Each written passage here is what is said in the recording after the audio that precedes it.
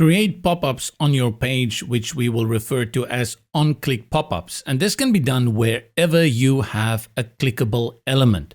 This is a pro feature. I'll use a button element in this instance. Select to interact with it, and from the toolbar at the top, select the link. You will see that we have the URL, block, pop-up, and file. This will be the same for all elements that can be linked within the builder. Select pop-up and then click on the plus in the middle. This opens the pop-up block manager where you get a lot of pre-made pop-ups that you can choose from. On the left, you will also see there's a few handy categories if you need something quickly like a sale or a sign-up form, or you just want notifications. Let's stick with this sale, and I'll choose this one over here that says 10% off. This will bring in the pop-up, and it will populate it within this screen from the options toolbar. If I want to use a different pop-up, I will delete this by clicking on the X and then click again on the plus to open the manager. Let's select sale again, and I'll choose this one with the countdown. To edit it, you have to click again on the thumbnail in the pop-up. This opens the Popup Builder, which for all intents and purposes are very similar to the builder. A quick overview is that we have the background here, which is this transparent area, and then we have the canvas for the pop-up here in the middle.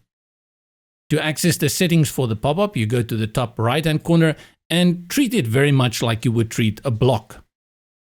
From the right, we have the option to align it vertically and horizontally. You can save it like usual, and then you have your color styling over here. This is for the overlay in the background. Currently, you can see there is a transparency effect applied, but we can move it all the way to the top if we want solid opaque color. If you want to bring in an image, you can do so. In most cases, you're probably going to stick to a color or no color at all. The settings all the way to the left, and you have the option to scroll page behind if you want people still to be able to scroll the page, and you can make the pop-up also global. This is great if you have a discount and you want to make sure that people don't miss out on it. The close is the close button that you see here, that X. Click outside to close, and this means that if people click within the overlay, it will also close the pop-up.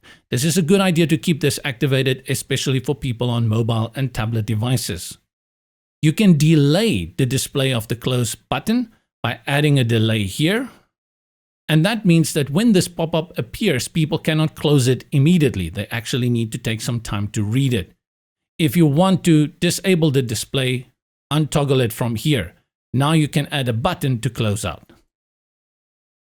Styling the pop-up is as similar as anything else you would build out. That happens within the canvas that is accessed here in the top left corner, and it has a background for images, color, and then the settings where you can bring in styling and effects. The other one is the closeout button. Select it, change the icon, change the position, and you can change the size.